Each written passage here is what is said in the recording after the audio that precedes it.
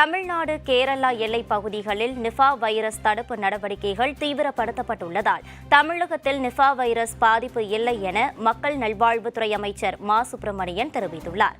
தேசிய நல்வாழ்வு குழுமம் மற்றும் தமிழ்நாடு சார்பில் மகப்பேறு இறப்பு விகிதத்தை குறைப்பதற்கு விடுபட்ட முக்கிய தொகுப்புகளின் ஒருங்கிணைக்கும் பயிலரங்கம் சென்னை ராயப்பேட்டையில் நடைபெற்றது.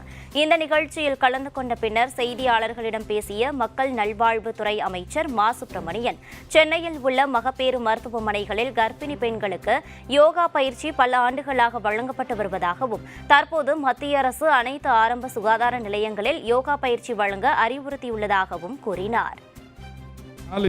கேரளாவில் ஏற்பட்ட அந்த பாதிப்பை உடனடியாக தெரிந்தவுடனே அந்த கேரளா எல்லை, தமிழ்நாட்டின் எல்லை, அந்த எல்லை எந்தெந்த மாதிரியான கண்காணிப்பு நடவடிக்கைகள் எடுக்கணுமோ அதை எடுத்து அங்கிருந்து வர்றவங்களை பரிசோதிக்கிற பணிகளும் தொடர்ச்சியாக செய்யப்பட்டு வருது.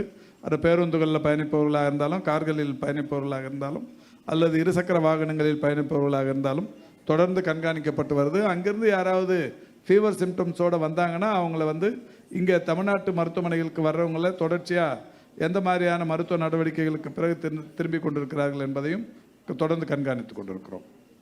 தமிழ்நாட்டில் நிபா வைரஸ் இல்லை.